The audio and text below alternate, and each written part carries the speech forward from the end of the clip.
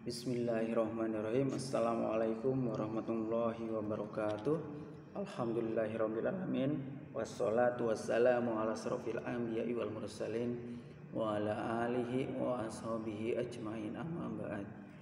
Ya, terima kasih untuk anak-anakku yang sudah menonton video ini, dan saya harapkan semuanya ikut menonton karena insya Allah video ini bisa bermanfaat untuk kita semua. Salawat dan salam selalu tercurah pada Nabi Agung kita Muhammad SAW, kepada keluarga, sahabat, dan pengikutnya yang selalu insya Allah selalu istiqomah di jalannya. Amin amin ya robbal alamin.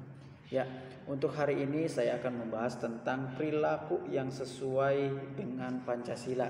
Ya, bisa kalian lihat di buku yang ini di halaman 18 tentang perilaku yang sesuai Pancasila. Ya. Kadang-kadang siswa itu tidak mencerminkan perilaku sesuai pengamalan nilai-nilai Pancasila, ya. Jauh, bahkan ada yang jauh lebih melenceng dari apa yang dicerminkan dari Pancasila itu sendiri. Ya. Di sini akan saya bahas yaitu tentang contoh perilaku yang sesuai Pancasila dan dampak yang ditimbulkan sebagai cerminan perwujudan dalam sila-sila Pancasila. Mungkin kalian paham, yang pertama itu adalah tentang ketuhanan yang Maha Esa. Contoh perilaku untuk sila pertama di sini mungkin karena ketuhanan yang Maha Esa, contohnya yang pertama seperti rajin beribadah dan berdoa kepada Tuhan yang Maha Esa. Ya. Di sini tidak tertuju hanya pada satu agama saja, ya. Yang diakui di Indonesia itu ada 6 agama, ya.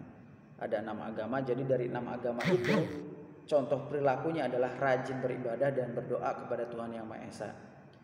Nah, kita sebagai Muslim, kita juga harus yang namanya beribadah itu harus rajin, ya. Apalagi kita yang diwajibkan saja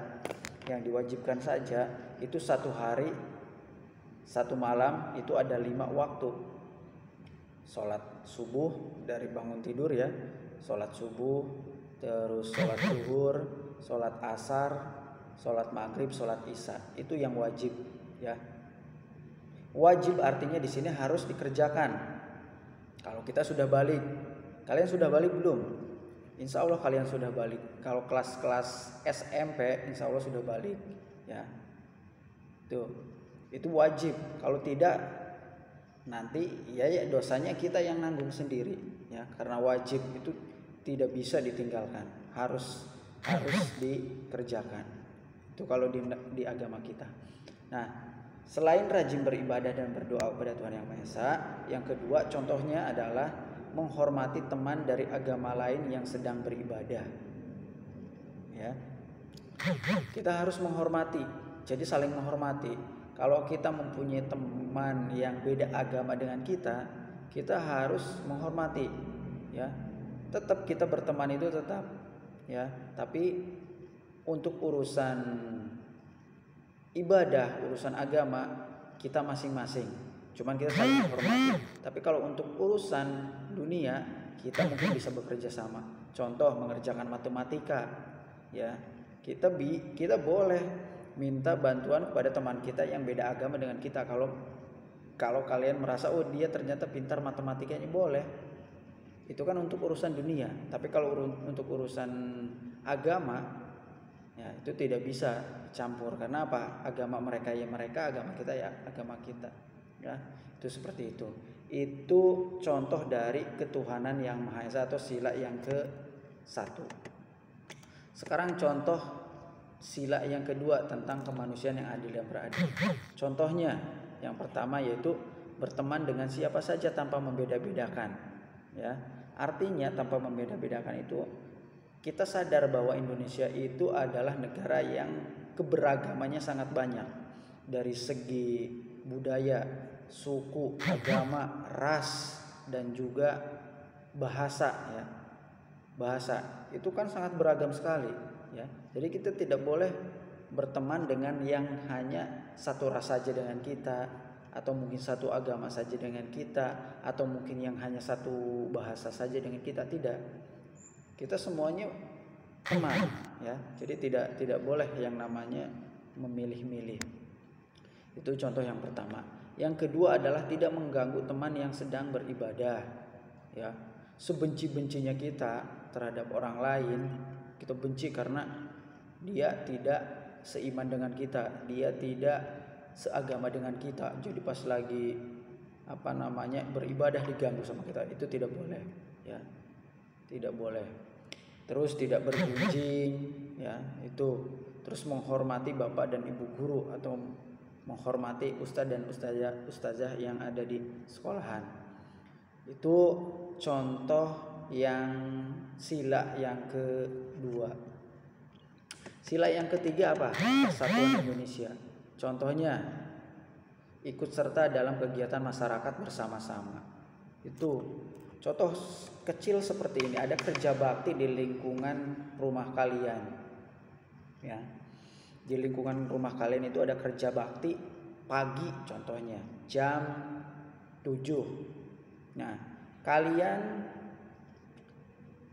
sebelum ada info bahwa jam 7 pagi hari Senin contohnya, kalian hari Minggunya atau hari Ahadnya merencanakan bahwa Senin itu saya 6:30 mau pergi contohnya, ya, mau pergi. Nah, mana dulu yang harus kalian lakukan? Otomatis yang baiknya itu adalah ikut kerja bakti dulu baru pergi, ya. Jadi itu contoh dari persatuan. Ya, jadi ikut serta dalam kegiatan masyarakat bersama-sama. Jadi ikut gotong royong, ikut kerja bakti, pokoknya kegiatan-kegiatan yang umum itu bisa diikuti, ya. Itu persatuan Indonesia. Terus yang keempat, ya. Yang keempat itu sila yang keempat bunyinya kerakyatan yang dipimpin oleh hikmat kebijaksanaan dalam permusyawaratan dan perwakilan. Contohnya, ya, contohnya kalau yang sila keempat itu adalah bermusyawarah untuk menentukan siapa yang menjadi ketua kelas, ya. Jadi tidak asal tunjuk.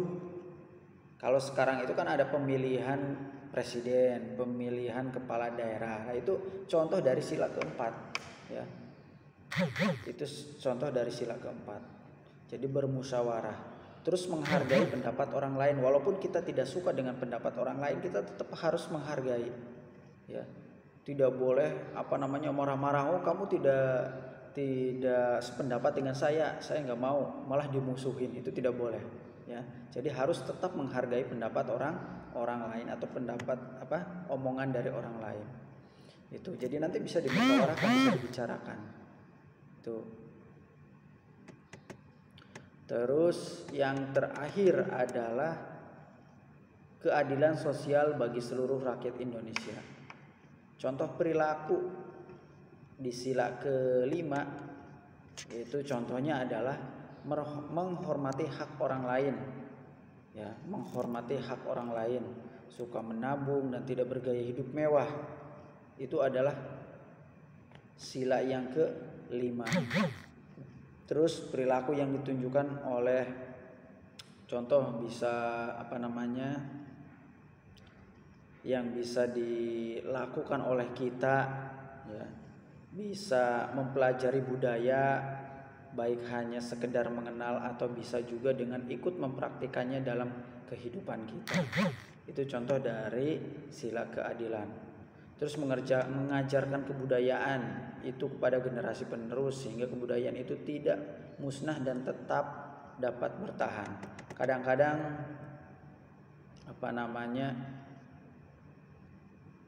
budaya Indonesia itu sekarang banyak dipelajari oleh orang-orang dari luar, ya. Orang bule bisa jadi dalang, ya, padahal bahasanya bahasa Sunda ataupun mungkin bahasa Jawa, tapi mereka fasih sekali dengan bahasa tersebut. Itu artinya apa? Orang-orang luar itu suka dengan budaya kita, suka dengan seni kita, ya. Sedangkan kita orang Indonesia malah tidak suka, ya. Itu adalah contoh-contoh perilaku yang sesuai dengan Pancasila ya. Insya Allah materi ini bisa berguna bagi kita dan bisa dipraktekkan oleh kalian di kehidupan sehari-hari ya, di kehidupan sehari-hari. Contoh gini saja, kalau kalian lagi jalan kaki ya, di pinggir jalan, ternyata ada serpihan atau pecahan gelas ya. Terus kalian dipinggirkan atau dibuang ke pinggir. Itu juga contoh termasuk dari nilai-nilai Pancasila ya. Kalau orang yang cuek ya sudah dibiarkan saja, tidak peduli ada yang nginjak atau ada yang tidak nginjak, yang penting saya tidak menginjak. Kalau orang lain ya terserah ya. Itu contoh yang perilaku yang tidak sesuai dengan Pancasila. Jadi saya harapkan semuanya itu bisa berbuat baik, setiap harinya bisa berbuat baik, walaupun tidak banyak berbuat baik, tapi intinya dalam setiap harinya kalian harus bisa berbuat baik. Tidak bisa berbuat baik terhadap orang lain, ya berbuat baiklah kepada diri sendiri ataupun keluarga yang ada di rumah. Pada ibu mungkin bisa membantu menyapu, membantu ngepel, ya seperti itu. Itu juga termasuk contoh dari perilaku yang sesuai dengan Pancasila ya. Mungkin itu saja yang bisa saya sampaikan. Terima kasih. Assalamualaikum warahmatullahi wabarakatuh.